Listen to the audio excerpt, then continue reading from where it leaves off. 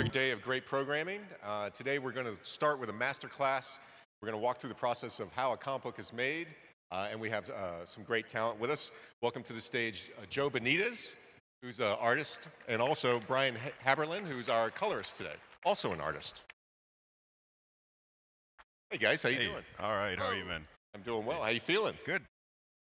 Good to see you. Good morning. I do. Welcome. Seeing ya. This crowd's bigger than Chris Evans and the Avengers, right? You know what? That's history. Oh. You guys are in the future. This is brand new, so this is exciting. All right. It is a big day here, but we love starting with art, and we love starting with comics because everything is art and comics. The films and the TV and the video games all begin and rooted in the comic book world, and that process begins with pencil to page. Joe, let's talk a little bit real quick. You're going to be doing the art over here for us. Right. But let's talk a little bit about your career. You know, you've worked at DC, you've worked at Wildstorm, and you've worked on your own as with your own creation. Right. Walk us through a little bit of that. I guess it's like right now I'm doing my, ooh, that's loud. I'm doing my creator-owned book called Lady Mechanika. Yeah, and that's what I'm most excited about at this point because it pays the bills.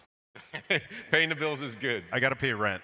Yeah, and I think you're going to be drawing Lady Mechanika for us today. I will, yes. It's like I'm going to see if I can knock something out. And, okay. Yeah.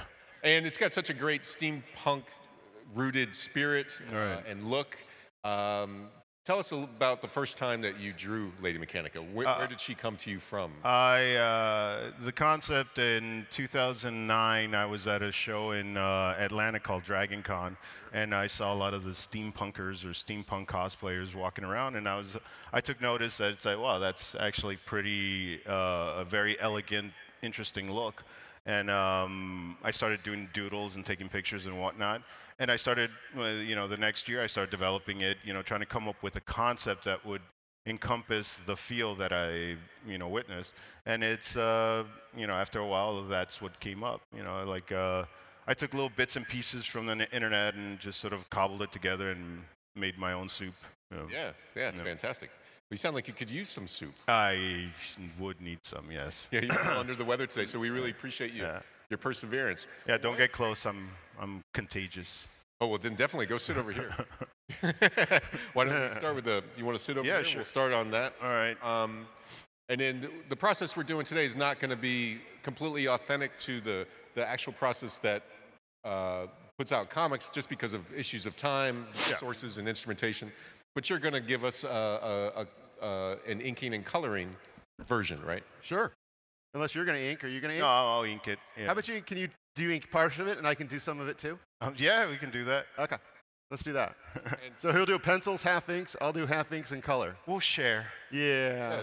Everybody. Joe and I have known each other in the industry now since 1993. 1993. And was that at Top Cow? Top Cow. That's fantastic. And now, usually, how long would you spend on a cover, say, for instance? Oh, wow. It depends on the cover. I mean, sometimes there's time constraints and you're just sort of forced to get the piece done. But sometimes it's kind of one of those things that if you give me a year to do a piece, it's going to take me a year to do it. It'll take you a year and a month. No.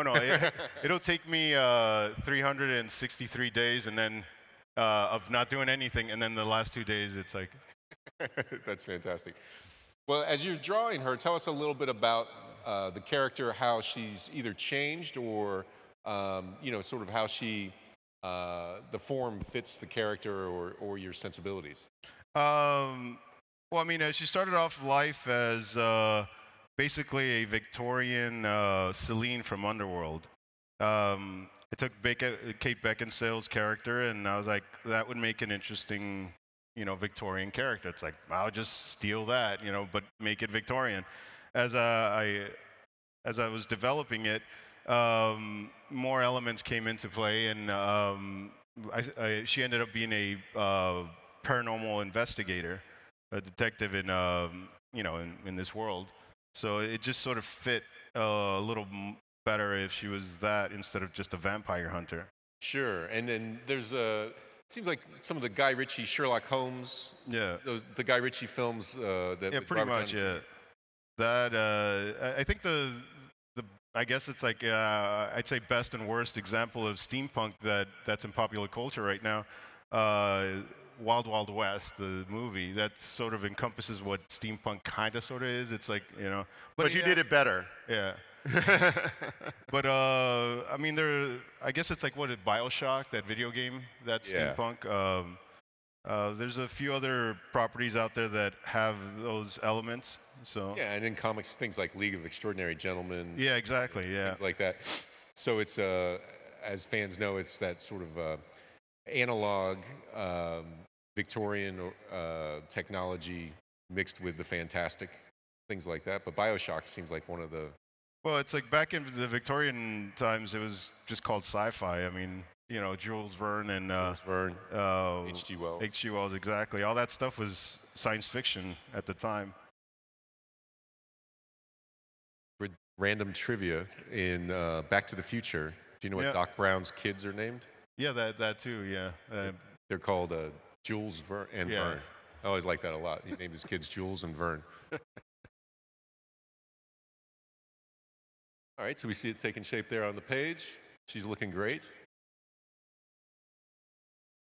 So normally, Joe, do you do? Are you a blue line guy or a regular pencil guy? No. The thing is, inking. We haven't inked. I haven't actually inked anything other than a commission on actual pages. We go straight from pencils to colors nowadays. It's just since we're a small, you know, independent company, the budget's, you know, not as high. So we try to penny pinch as much as possible. And also, it's like I end up keeping the art myself, so I'm stingy. Don't like to share. So. Yeah, I'll keep, and I try to go as tight as I can. Have you found that the characters changed a lot over time, or just in nuance? With her, yeah, it's like the thing is, as an artist, you're constantly changing if you try. You know, some artists like to stay with their style, and then they're there. You know, I want to constantly alter my work and try to find something different. So it's like I've noticed that lately my characters have been becoming a little bit more stylized, a little bit more cartoony in some ways. So I'm just allowing it to sort of go with the flow and see what happens. Yeah, the thing is, usually with this stuff, you know, it's like, I rough everything in, and then I would go in and start chipping away. But time-wise, it's like we don't have as much time to break this piece down. And then when you're working, so it's normally a mechanical pencil? I'm sorry? It's normally a mechanical pencil like that? Yeah. It's like I usually use this is a 0.505, yeah. But I usually use a 0.3 because I like it gets really detailed. I can pick up a little minute details and whatnot. And then what's the lead? The 2H or H, depending on if I'm laying stuff out, I want a softer lead, so it's usually HB. I'll use it to put down the rough line, and then when I'm going in with detail, either 2H or H. Slightly harder lead. You know, the inking process, as someone that's been a comic book fan since I was a kid, but never a professional in that world, it's always fascinated me how different inkers affect and enhance the pencilers. You know, like I remember, growing up, Neil Adams was my favorite artist, right, and seeing him inked by, like Terry Palmer. Tom Palmer. Tom Palmer, excuse me, or like a Terry Austin, but yeah, Tom Palmer. How special it looked, or you think of somebody like Jack Kirby and how, with Joe Sinnott or different inkers, you see different gradations of the original statement. But there's interesting because there's certain inkers that Okay, derogatory term. Certain inkers are tracers because there are certain people who are tight enough that they can, like Joe goes straight off his pencils. And we developed actually with my studio a long time ago how to do digital pencils very effectively, but you need to be an artist that draws detailed enough for it to be pulled off. So like for example, Joe doesn't need to be inked. Dave Finch doesn't need to be inked. Mike Turner didn't need to be inked, you know. And when we did X-Men with Frank Quitely, Frank, we digitally inked him. It was just levels, scan it and do levels and clean up, you know. So there are some, but there are still some traditional inkers. I think there's probably, Joe, what do you think in the industry right now? There's probably 30% of the guys still really traditionally ink, the rest all digital? I mean, a friend of mine actually was considering doing a documentary on the art form and how it's not as, well, it's sort of slowly going away, and it's sad because it is an art form in itself, but because of the technology now, it's like a lot of guys are going straight to inks, you know, they're doing everything digitally now, so it's like that that's slowly going away. And again, like guys like me who don't use an inker anymore, I mean, it's like that part of the process isn't there anymore. So. It does have an amazing influence, like John Byrne and Terry Austin. Like I remember when you saw John Byrne inked by Terry Austin, that was like as good as it gets, you know. And so you hate to see. Well, that. it's like the ones that match this. So you see John, you know, inked by I secretly butchered one of the prettiest Marvel art project ever when I was a teenager fan. I was at a small convention. John Byrne was in Artist Alley. John Byrne had just finished pencils for this Silver Surfer annual that he was doing. And he had the pencils there, and they had fully shaded light sources. They had counter light sources. It was the most detailed, beautiful work that John had ever done.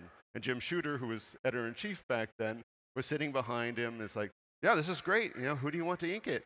And I had just picked up old issues of John Buscema and Tom Palmer doing the Avengers.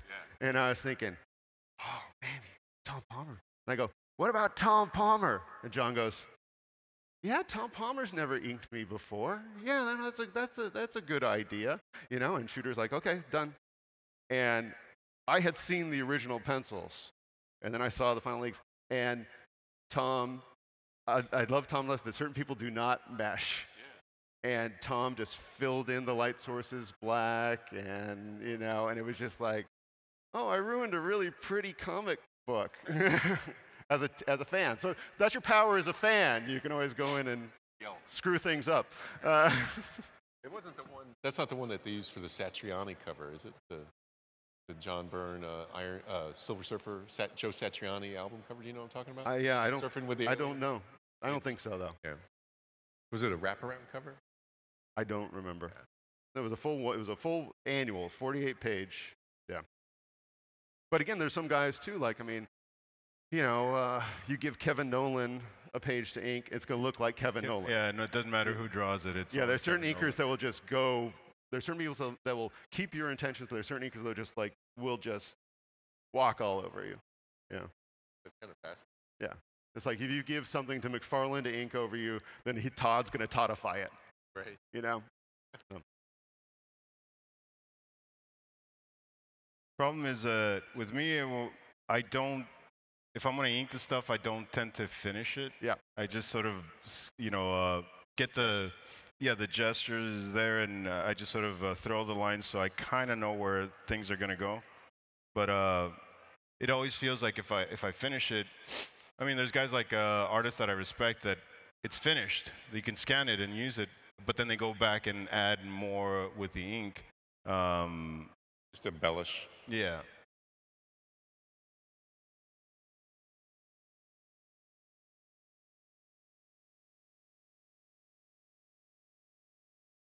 And then, Joe, you are here this weekend. Can folks come see you at your table? Yeah, I'm right, I think, by 108 or 109. Yeah, so 108 or 109 for folks. If you're enjoying hearing Joe speak and draw, you should stop by and see him And then are you around this weekend? Booth 603, and we've got lots of cool free AR for people to check out. And Anomaly 2 just came out, so Fantastic. there you go. Anomaly 2. And that's with which publisher? That's through Anomaly Productions. Yeah. Me and Skip. Yeah, Skip Brittenham. Yeah. Of course. He's not here, is he? No. I normally use repedographs. Just I never got the feel for a brush or the quill. So repedographs or mechanical pens or these, you know, it's like they have a flat line, so it's a lot easier to control for me, anyways. Yeah, if you guys want to see some really nice inking demoed online too, if you have an Instagram account, Jonathan Glapion's account, he'll usually show his stuff as he's working. Sandra Hope will show her stuff.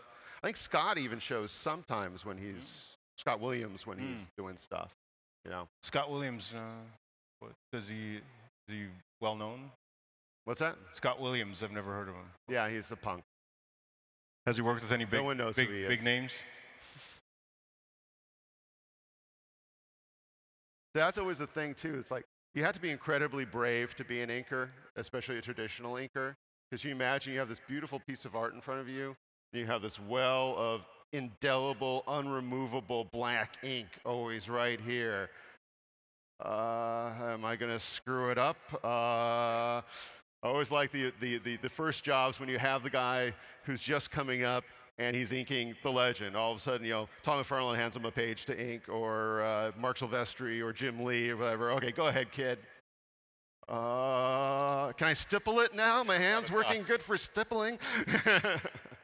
Well, it's interesting too, is because if you do a great job, you get no credit. If you do a lousy job, everybody knows your name. It's one of those things, like you know, because if it's a beautiful page, it's a beautiful Jim Lee page. Yeah. You know. Well, that's what that Richard Starkings, who's one of the bigger letterers and things, that's what he always says. Is like people only notice bad lettering. They never notice good lettering. Exactly. It's like the offensive lineman in football gets their name called when they're holding, never when they're blocking. Yeah.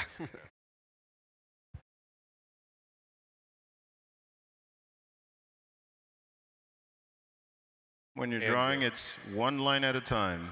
Don't worry about anything other than the line right in front of you. And this exhibition that we're doing right now, that Joe is working on already, we're happy to say this is for a very good cause. This piece is going to go for charity, Save the Children, I believe, and they're here today. A very good cause with a lot of people working their very best to help our youngest people. So we're seeing a good deed play out on the page. So, Joe, you've done your good deed for the day, so the rest of the day you can just be a bad guy. I'm sorry? This is your good deed for the day, so for the rest of the day you can just be a bad guy. Now I can go to heaven. You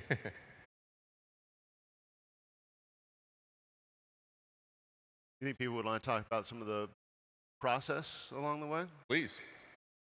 So I started at Top Cow in '93. Started their computer coloring department. Eventually became VP Creative Affairs. Co-created Witchblade when I was there.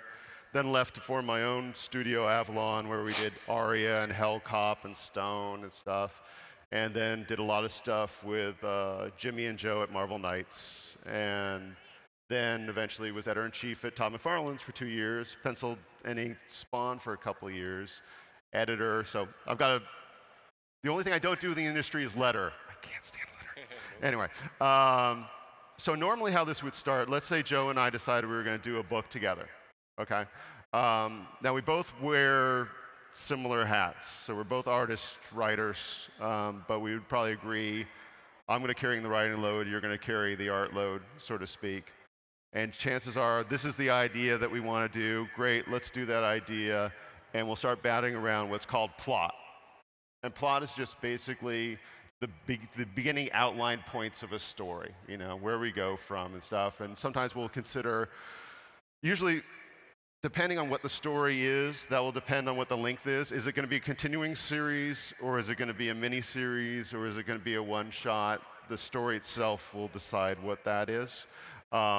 But then one of us, once we agree on what that is and what the basic plot is, then we'll either work from a type plot because we know each other and respect each other. Because hopefully what's going to happen when we work together is one of us is going to one-up the other along the way. You know, he's going to think of things that I'm not going to think of, and vice versa. You know, and in a really good comic relationship, that's the way it is. It's like if you're going to decide that I'm the writer and I'm getting this artist and I'm the boss of the artist, it's like if you want to do something that's really cool, you got to be open to what they're going to do at the same time. You know, so Collaboration. yeah. I mean, that's really the best. When comics is at its best, that's what you get. You know.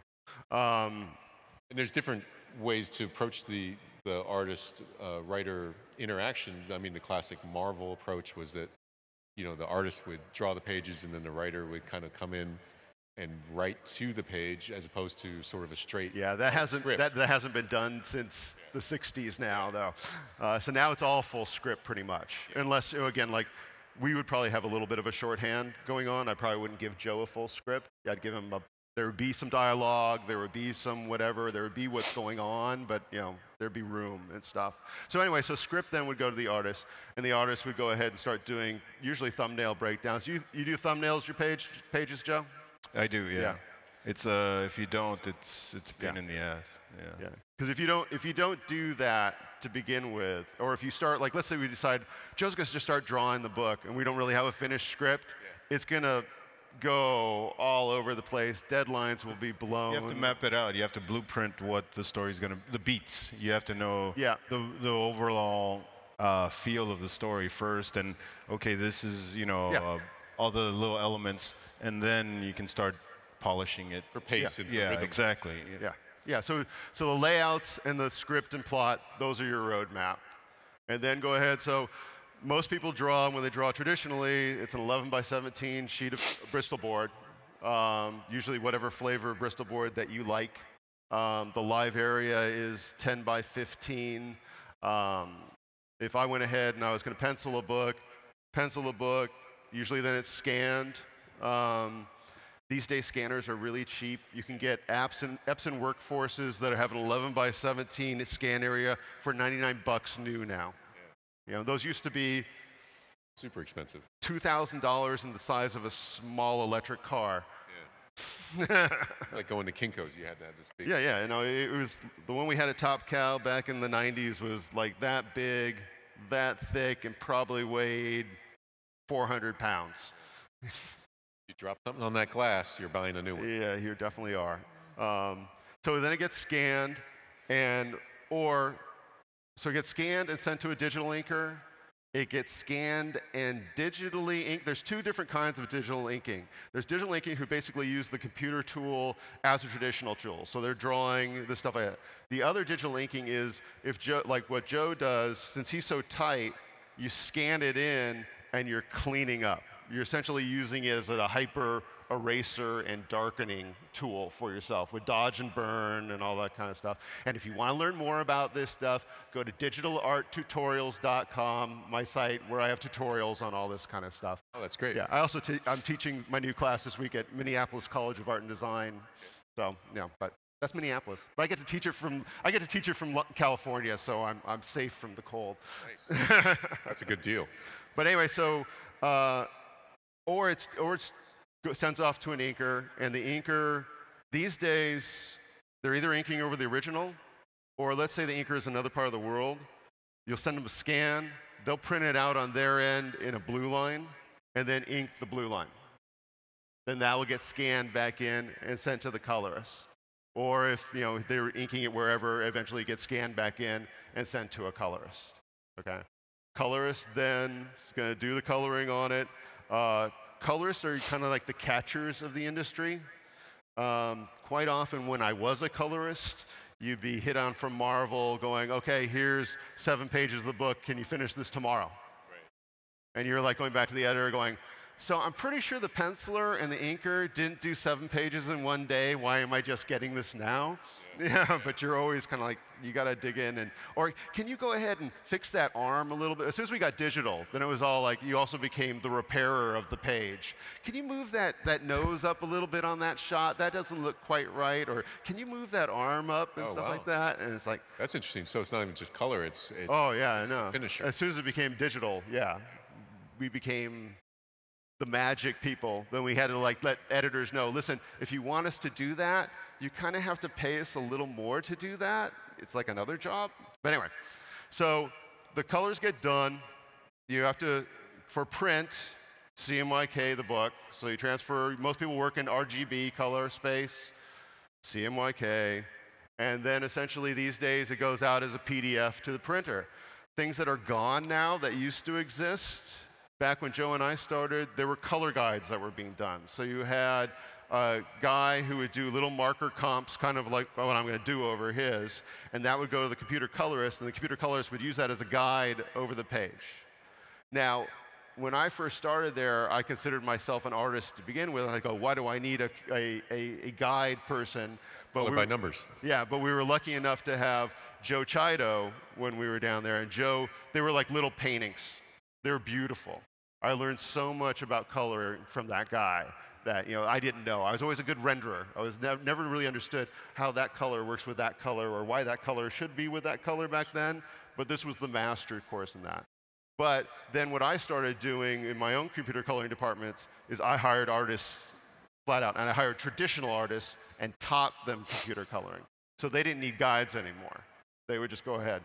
So I kind of helped kill a little part of the industry in that seem part. to have a lot of yeah, structure. a lot of death in my wake. Yeah. One of the things, real quick, I want. Yeah. He's just worked on the hair. I would think that hair, water, fire. These are the things on the page that can be really tricky, especially for up and coming artists, and for colorists, and for inkers. Those would be some of the trouble spots, right? Yeah. Well, the key is what you can get to a certain level. And people will go, oh, wow, it's really good. Like, you're the best artist in your high school, or you're the best artist in your town, or you're the best whatever like that. And usually the main thing that sets you apart from going to that next level is you start rendering everything the same. So hair is rendered the same sort of surface texture as armor, or as your flesh, or whatever. And it still kind of looks okay, but it's not that next step. And that's what I always teach when I'm teaching color, or I'm teaching penciling, or teaching painting, or whatever. The guys who can understand the higher level, that's when you're rendering surface texture as well. So you don't render shiny armor the same way you render flesh, the same way you render an eyeball, and all that stuff. Yeah, because it gives a flatness if you do that, and it looks like a coloring book instead of like illustration. Yeah, or it all looks, everything looks like a shiny statue, or whatever the deal is, Trying to add detail. This is my first drawing of the day, so it's like it takes me a few drawings to get into the groove. So it's like just going off of this, there's parts that I'm having it's not clicking as well. So it's just like just going back and trying to polish some elements that I feel needed. Goggles are always huge in steampunk, right? You always have to have goggles. I'm sorry? Goggles? Yeah, well, I mean, in this case, it's like, it's I guess that's a thing. It's a steampunk, they always have goggles on. And it's like, it has a nice look. Oh, yeah, no, it's a great look. But it's like, with her, I had this thing that it's like her eyes, they're red. So she's probably she wants to cover them up, so that's why she carries those with her. It's like she wants to cover up to blend in some cases, Sure.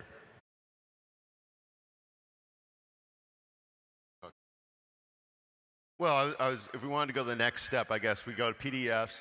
The other thing that's missing in the industry, there used to be actually they used to call computer colorists back in the day color separators. even though that kind of, if you look at probably my first credit was maybe as a color separator rather than a colorist. That sounds like an actual printing. It was. It used to be a bunch of people smoking in the back room with ruby lith, cutting it out, and yeah, that's what that would be. That was how that was done. And there used to be film. Now it's all direct to play. So it used to be quite often, especially back in the day at Top Cow, when we would have books that were selling hundreds of thousands of copies. And the way comic book industry works, it's a non-returnable thing. So if you sell 100,000 copies, let's say, and you make your deadline, you have to get paid for 100,000 copies. If you miss that deadline of when you were supposed to ship those books then become returnable.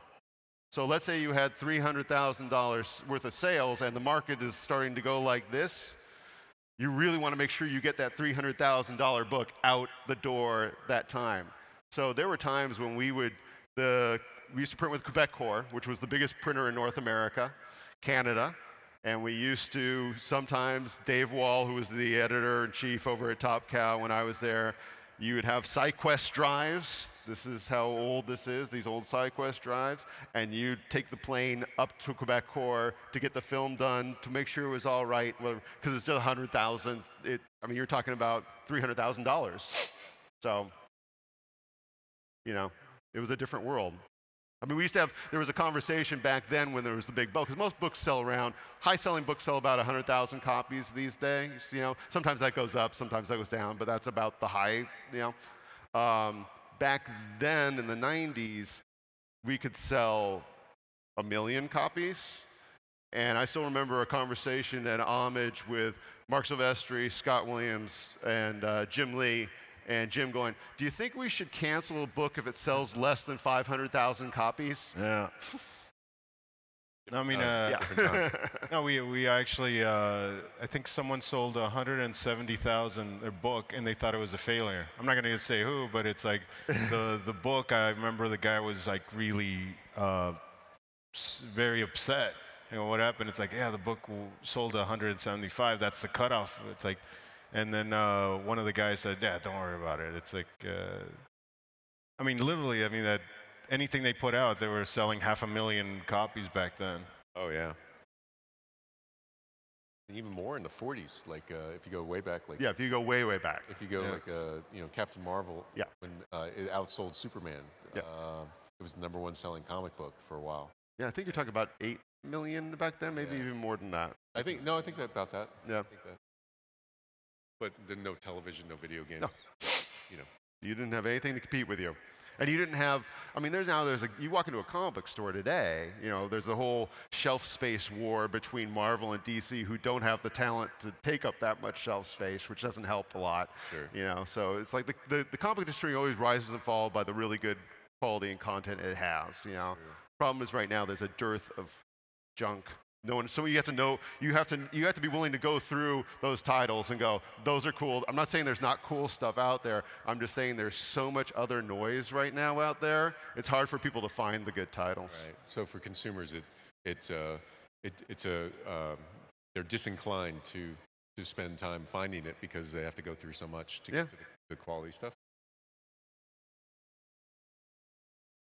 Comics also used to be sold on newsstands, 7-Eleven, things like that. So that would, I mean, I used to buy my comics at 7-Eleven when I was a kid. You know? Yeah. We used to go to the little liquor store that was not too far from us, or the 7-Eleven, and, you know, pick up what we wanted. Yeah, that's where I got my first comic, an actual liquor store.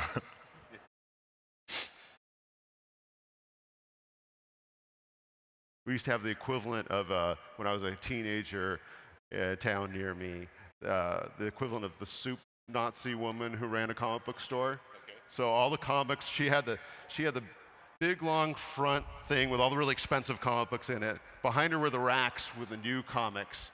You had to be in a line on New Comic Day over here, and you'd be like, she'd be here. I'll have X-Men 134 and Superman 3, and can I get 2 Teen Titans? No, 1 Teen Titan per person. Out of the store. Fantastic. But she was the only game in town at the time, so. 1 Teen Titan, get out. Yeah, that's what see, those are the moments when you're a kid and you think you're like brilliant, you're like hot, you think, oh man, Uncanny X-Men's really hot right now. I'm gonna buy 10 copies, and then next month at the thing, I'm gonna go sell those 10 copies. And for a little bit, that kind of worked for me and my teenage buddy. We were like, it's like great, boom, boom. And then, oh, there'll be this new book coming out. It's an X-Men spin-off called Dazzler. Oh, that's going to be awesome. We're going to get a bunch of those. I got 5 of them. Painted cover? Yes. And it's not worth anything. Yeah. Also, the other classic screw-up as a teenager was we used to start collecting original art back then. And we ran into Frank Miller at a show. And I bought 2 Daredevil covers from him for like $200 each. You know, the next week a guy came up to me going, hey, dude, I'll give you $400 for one of those. You're a teenager, you're thinking, score. Yeah. I'm pretty sure those covers are worth about $150,000 now. Those go 70, 180. You know, I just found the other day, I bought when Wolverine #1 came out, the Chris Claremont, Frank Miller in '82. I bought 10 of them, and I couldn't find them for years. I just found them the other day, like 10 perfect. Are they in beautiful shape? Never been read, because I had the one I read and then these 10 other ones. That's well done. Yeah. I still remember when I was a kid, there was this horrible place in Hollywood that we used to go to get books. But it was great as someone who was like trying to learn the medium, because they had basically every box, every comic that almost had ever been done at some point. It's in horrible shape, by the way. Just in these boxes that were sitting on these shelves that you could pull out, not bagged and board or anything. And me and my buddy would go through all that stuff, you know, creepies and eerie's and all these things that weren't, you know, out there. These Batman families that had these cool old Michael Golden stories in them and stuff, and just all this great stuff. And then I remember the guy had behind the counter this Avengers 100, Barry Windsor Smith, you know, stuff. I go, and it looks really good. I go, this looks great. Let me see that. He brings it out and stuff, and I open it up, and it goes like you get when a book has never been opened before, when the ink is still holding on it. And I'm going, oh, geez, you know, it's like this was. That's nice.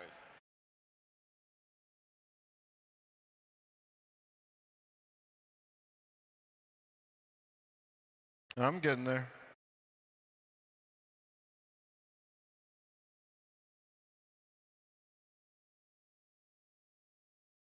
Hey, Joe, do you mind just blacking out some more stuff for me? A silhouette would be good. I'm sorry? Can you just silhouette it for me? Silhouette it? I could. You know, mostly silhouettes are really easy to color. Just BWLS it. Black with stars. There's certain things that are much easier to color than other things. Sure. Lots of little tiny nudgy detail. That can be a pain. Yeah. Joe does a lot of nudgy little detail. Not as much as I used to. My eyes are not as good.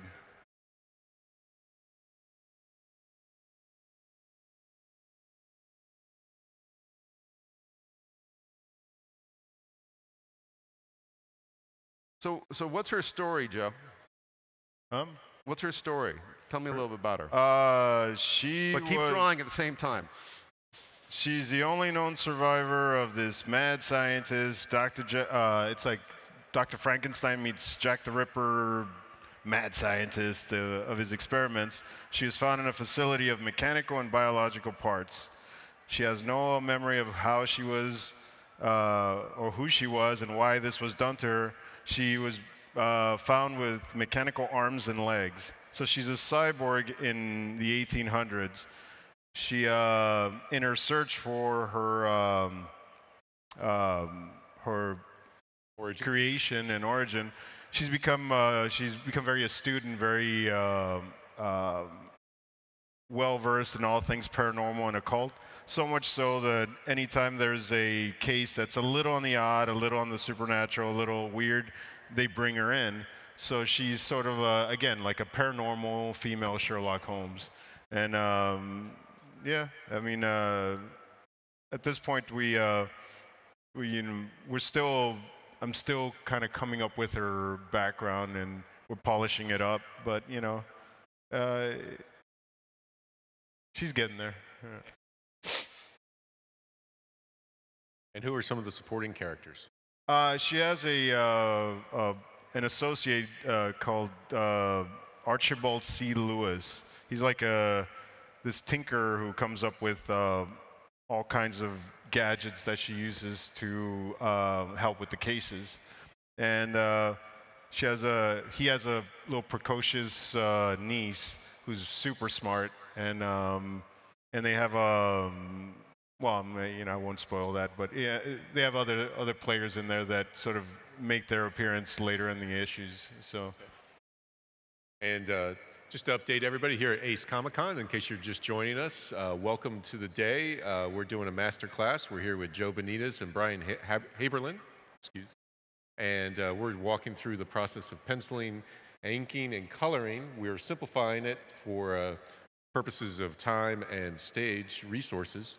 But it's awful fun to see Lady Mechanika come to life on the page. And this artwork is going to be sold for a good cause for Save the Children, who are here today as well. If you got a chance to stop by and see them, or either of these two gentlemen, who will be here for the rest of the day and for tomorrow. Yep. Fantastic. Yeah, I think I'm done. And I'm Jeff Boucher. They keep telling me I forget to say my name. I go up here all the time. I think I'm done. I think. All right. All right. Are you done? Yeah. All right, let me see these crummy markers you brought me. Yeah. My dried up markers. Oh. I haven't used markers in some times. I'm mostly a watercolor, oil painter, or digital. Ooh. Yeah. But the last time I colored Joe was probably 1993, right? Yeah, Weapon Zero, I think, was the only thing that I ever... Yeah, it was 94. Yeah. 94. Wow, that's a long time ago. It's really Most of you guys weren't even born yet. That's a long time ago. Long time ago. Did they have colors back then? I think it was... Only 3. You had to use, like, pummel, like, stones and stuff. Yeah, you have to chisel it out of pumice. Is there, like, another board so I can test things out and not screw Oh, man. Well, you know what? Okay. Yeah. I mean, I got paper, too. I'm going to start with the face, because I always like starting with the face. Actually, the white's probably going to be better. Where was that one that had all the fleshes? Is that this one? Yeah, that one. All right, so any coloring things that is something supposed to be a certain color? The only thing is her eyes are red, and... Her eyes are red? Red. Red. Yeah, and... all red, or just the irises? Just the irises. Okay. And she's got leather arms and leather, chest rig, and that's it. And Is that open? Is that flesh no, there? that's all... That's all leather? Oh, yeah, no, that's open right here. And this little section is This part's open? Yeah. Why is there no cleavage there, Joe? That's what? Why is there no cleavage there, Joe? Oh, yeah. I don't know. Where's... I'll do it in color. It's okay. I just need to put a little bit of a... All right. Let me see. There you go. Wonderful. Yeah, my markers are pretty wasted. Is there like a board or not really? I'll get you one. Because it's hard to see any color on these things. Could do it on the back. Yeah, I could do it on the back. Look at that art book. All righty.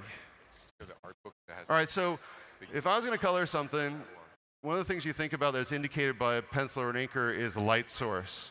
And so Joe's got a shadow here underneath the chin. And so my light source is dictated that way. So I'm going to be thinking about inking that way. I'm going to find a really, really light one for this. And light really is huge. You know, it's one of those things that you were talking about, the difference between good and great.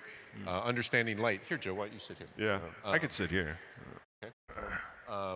Understanding light and the counterbalances of it and all those interactions. Oh, I mean, that's why I actually love, just doing black and white work. It's kind of easier on your brain at the end of the day.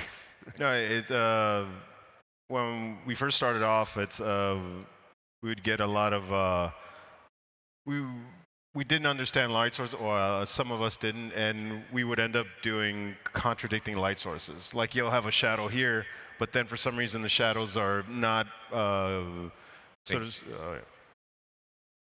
they're not adhering to the shape of the face, because it's like there's contradicting, you know, like you have a light source on the nose, but that's going down, but then the light source on the eyes is going up or something. It's like, so you have to be very aware that wherever the light source is at, you have to start chiseling away, you know. Yeah, and you have to be beholden to it. Yeah, it has exactly. to be consistent. Yeah.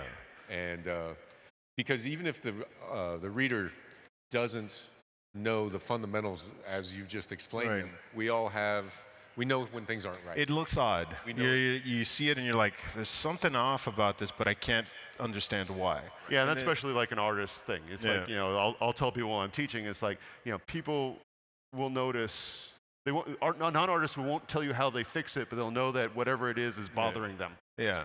That's not as good as that. I can't tell you why. It's intuitive. Yeah, it's like sometimes I've had that when I get a piece and it's colored a certain way, and I'll look at it going like, there's something odd about this, but I don't know what it is. I can't tell you how to fix it, but it's bothering me. And it isn't until like after a while, it's like, oh, okay, that thing is not the way you know, that piece was colored in a way that shouldn't be, and it's like it's like a bad note. Yeah, exactly. That's it. Symphony. Yeah, You exactly. don't know what the note's supposed to be, but you know what doesn't Yeah, belong. the music is off. Yeah, and it's like it's one of those. I don't know how to I know what I like. I don't know like how to explain it. It's a and that's usually we use that analogy that art is essentially music for the eyes. You know, it's like you don't know why you like certain things and why certain things resonate with you. You just like them. You know, it's like, and sometimes yes, sometimes you're not gonna, people aren't gonna dig your work, and that's something you have to accept, that it's like not everybody's gonna dig your music. So it's like that's fine. Some people dig it, some people don't. You know. Brian mentioned a thing about when the process is beginning of collaboration, deciding whether you're doing a one-shot or deciding if you're doing a mini-series or an ongoing open-ended mythology.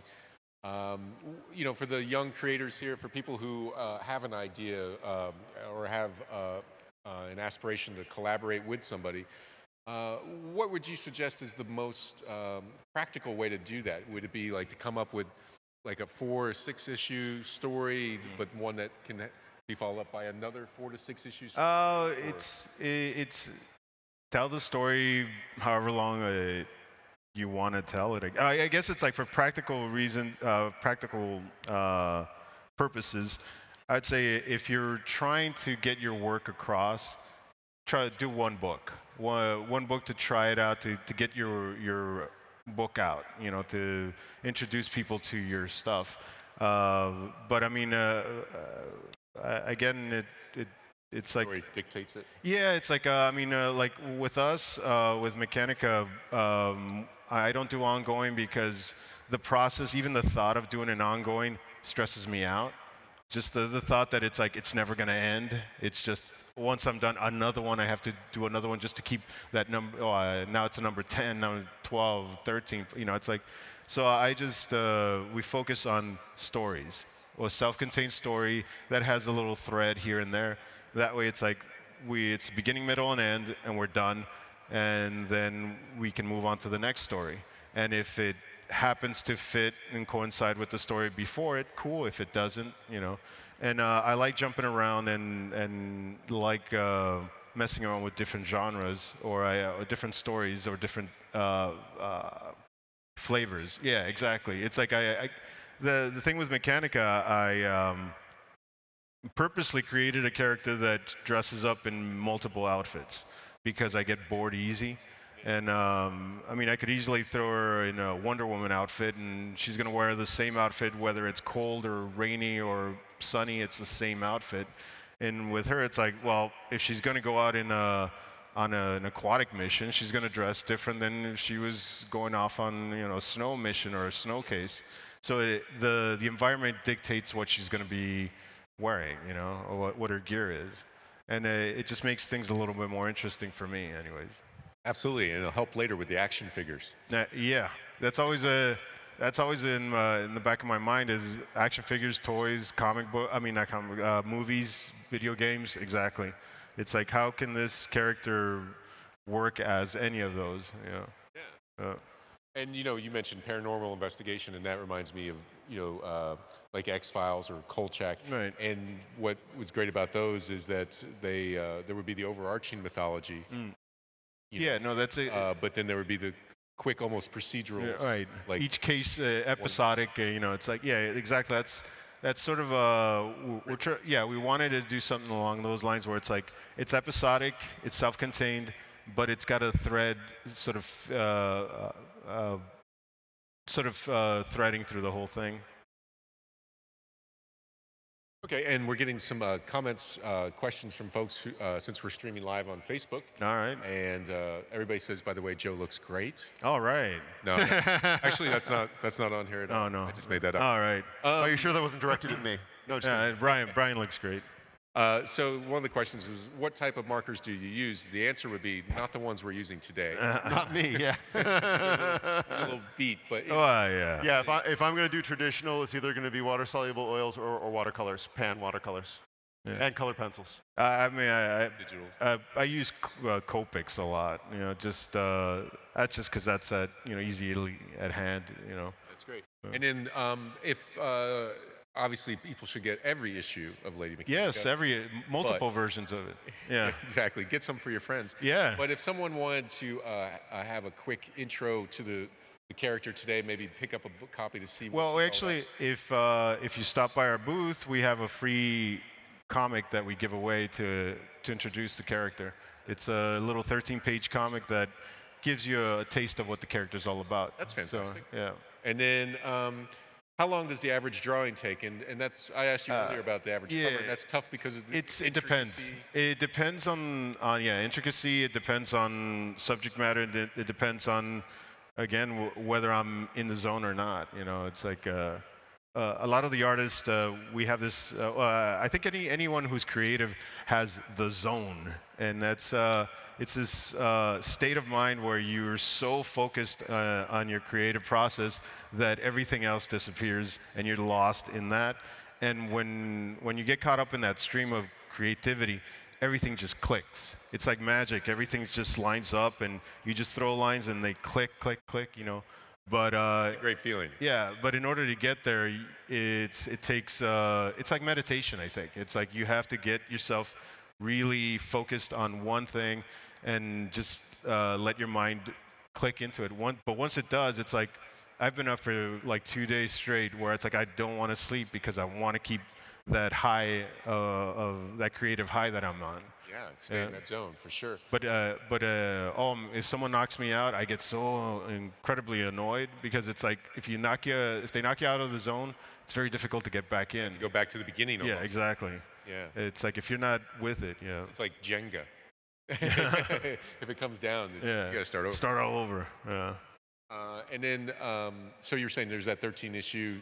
13 page. Yeah. It's like we have a free comic. If you go by our booth and just ask for it, we'll give you one. Yeah. And then online.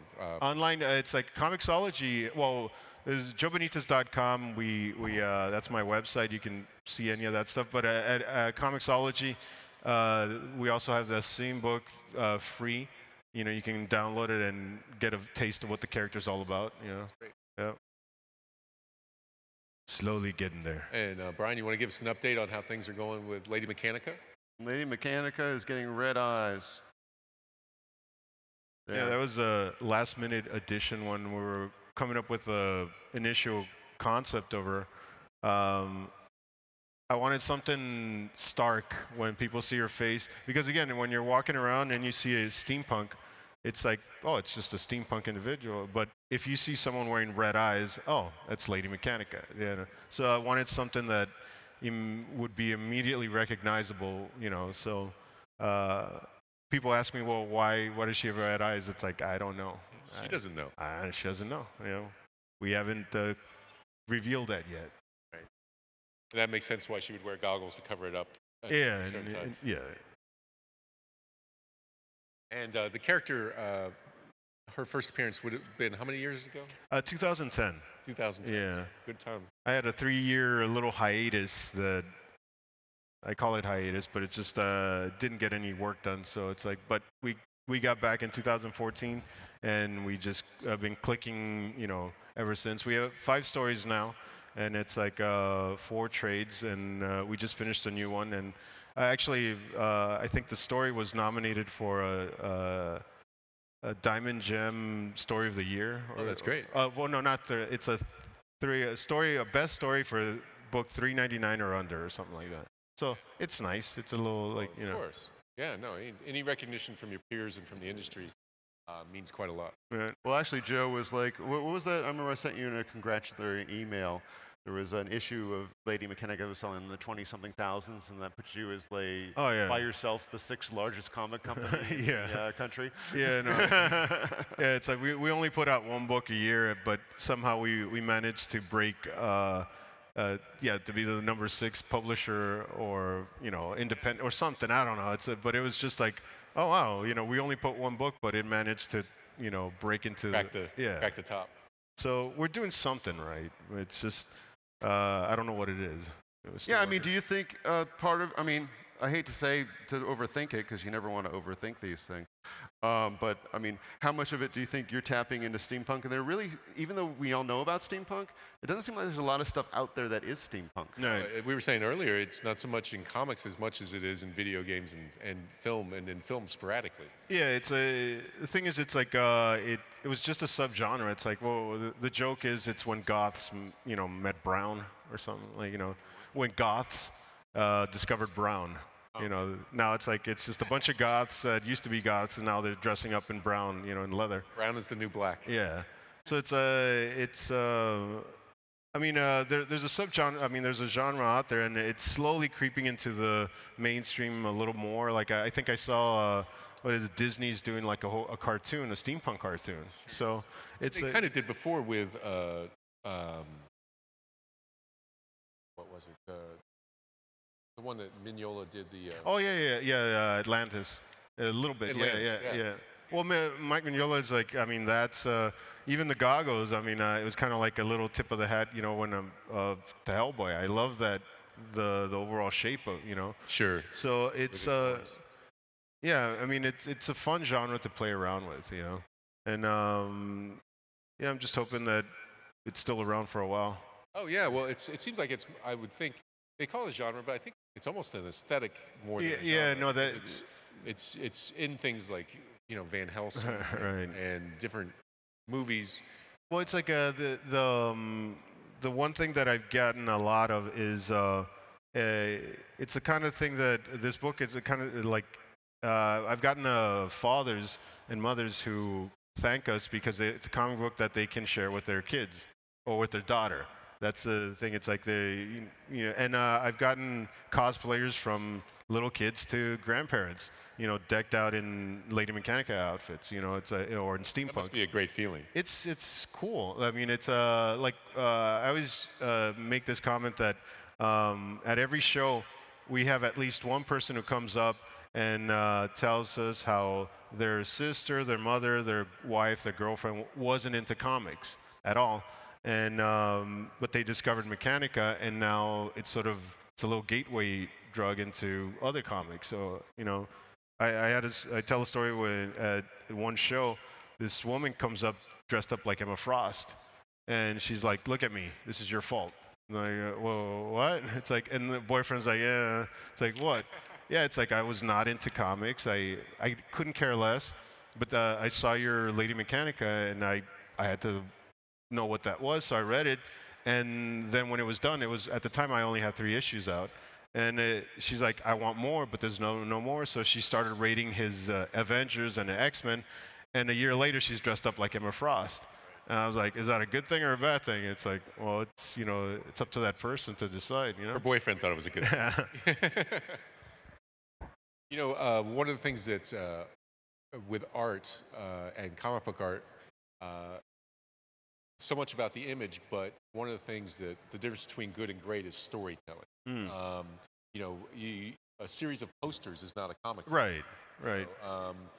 Could you talk a little bit about that, and when you talk with younger artists about developing that storytelling and doing thumbnails and things like that? Well, it's early on when we first broke Sorry in. to interrupt you. Do you have a blender? I don't. Okay. What is a blender? It lets you blend in. Yeah, it's the like marker thing. It's like what professionals use. Yeah, I know. I'm not a professional. No, actually, when we first started at Top Cow, I got to admit, you know, a lot of us artists were very cocky and arrogant and didn't think much about writers. You know, we're just like, it doesn't matter. You know, we came up with, it's like, as long as it's pretty and cool and awesome, who cares about the story? It wasn't until I started working on Lady Mechanika when I realized it's like, well, I want to tell an interesting story. And then I started getting more involved with the story, and now I respect the writer and that approach so much more, because it's like, it really is, it's the philosophy now with me or with comics is the art attracts the people, the story keeps them coming. It's like if you have no story, you're not gonna. It's empty. It's boring. It's one of these movies. You know, you go and oh wow, that was visually really interesting, but man, that story sucked. Yeah, you're looking to watch. Yeah, I mean, like imagine chasing a spaceship for 2 hours and it's slowly going and it. I guess someone saw that movie. Was that a bit of a dig? Anyways, it's like. But again, the whole point of telling a story is to engage the audience on an emotional level. And that's what we try to do. Sometimes we do it successfully, sometimes we don't. But at the end of the day, we're trying to connect with the audience in some way. I want them to feel like something when they read it. Joy, happiness, sadness, whatever. You're trying to take them on a trip. And if you connect with them in some level, that's you were successful.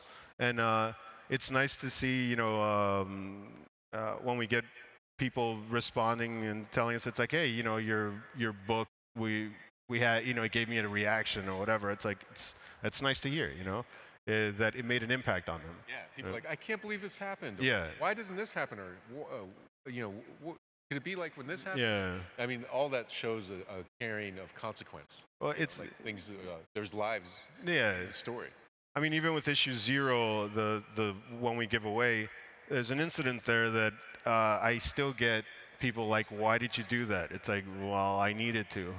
That's the whole point of the story. Is like, if you read it, you'll understand what happens. And it's like, wow, that's nice. You are a professional. Is that an arm? Yeah. Is it just disappearing? Yeah, just disappearing. Okay. I'm lazy. That looks pretty amazing.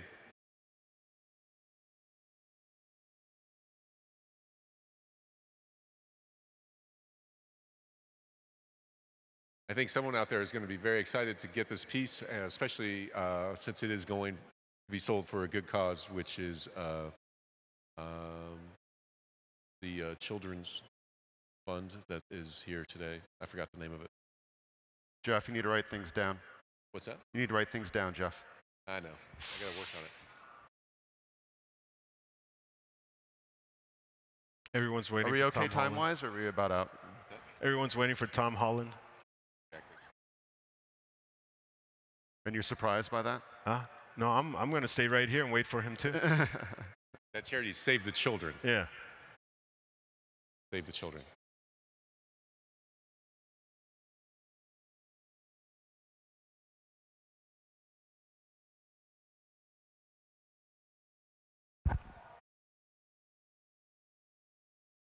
Brian, what are you most excited about these days? Tell us a little, something that's coming up. Well, we have Anomaly 2 dropped in September, so that was pretty fun. You can go down to our booth, and we have all a bunch of free AR stuff you can check out down there, and the books. And then we have, I'm doing Medieval Spawn, Medieval Witchblade, and I haven't touched my character in about 20 years, probably. Wow, that's great. That launches in May. And then a couple other new creator-owned titles that'll be following on their heels. Oh, that's pretty exciting. Anomaly and Anomaly 2, if folks haven't seen that, you should really check it out. It's the way that it uses technology to make the art literally jump off the page is pretty extraordinary. I don't think people realize that Brian was the forefront of what you see comics now. Digital, like as far as he's always been like technically ahead of the curve. Yeah, like bringing in all that stuff. Like, I mean, again, you pretty much you know, helped bring in the digital coloring age, no? Yes. Yeah. Yeah, Right. kind of, sort of. Right. That and $5 will get me a free Starbucks coffee. No, but I mean, at the time, it's like, yeah, everything was back then. You know, yeah, they wanted to, you know, like we were the studio was known for our colors, for our vibrant, you know, we're taking it to the next level, you know. So it's like, yeah, we were. Everything looked murky compared to. Well, everything was all flat, and then all of a sudden everything got polished and bright and shiny and, you know, cool. Yeah. Make sure you guys sign it too. Do you have any white? White? Yeah. Yeah.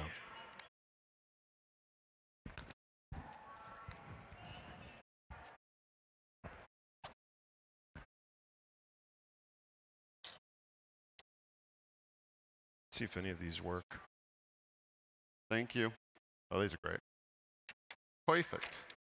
Perfect. All the little highlights. Yeah, these were, I remember when these came out, these were great. Yeah, those are awesome. So these are these wonderful, if people like doing traditional stuff, they're uniball whites, and they are very opaque, very easy to use, really, really great for adding little highlights at the end. I do like, there's a company called Sakura that puts out these jelly rolls, and it's like, they're a little better than these, but they're all dried up. I don't have any more, but those are, again, they have a really nice white line. So if you're drawing, it puts on a really, you know, yeah, very opaque white on there, covers up, and you can get a really nice line. Yeah, it's just great to add like little, you know, highlights that you kind of are easy to cover up, especially if you're doing watercolors or pencils. You know, usually I'll come back over something like this with a whole bunch of colored pencils at the end of the day, you know, but I don't have those with me.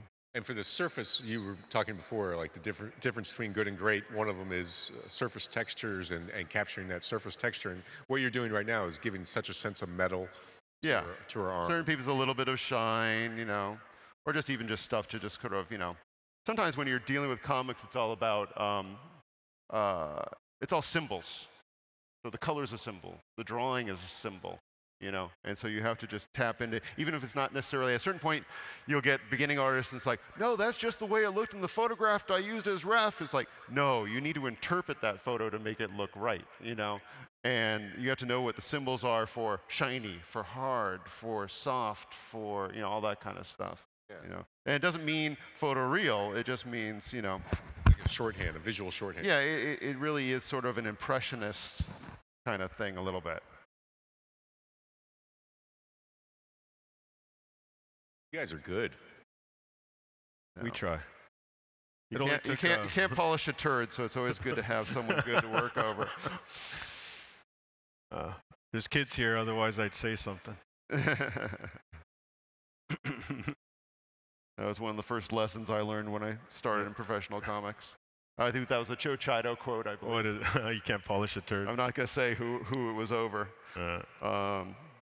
Okay, I think we're kind of there. Fantastic. Right. Make sure you guys sign it. Yep. I'll be Brown. Yeah, no, a lot of times when we're knocking stuff out, like if I'm knocking something out and, you know, I get that, oh, how did you do that? And it was so quick. It's like, it only took me 46 years to get here. It's like I saw that meme or whatever where this guy turns a thing in. It's like, well, I'm not going to pay you full price for something that took you 10 minutes. It's like, yeah, it took me 10 years of schooling to be able to do it in 10 minutes. You know, it's like, you know, in order to do it that fast, you have to work a lot and practice a lot, you know? For sure. Well, gentlemen, can't tell you how great it is to see you both. Brian Haberlin, Joe Benitez. All right. Thank you for this master class here at Ace Comic-Con. My name's Jeff Boucher, and that is Lady Mechanika there on the page, and it's going to be a wonderful piece for Save the Children. And thank you all so much for joining us, and stay tuned for a full day of great programming. All right. Thanks, guys. Thank you. Just a treat. Thank you. I hope you feel better.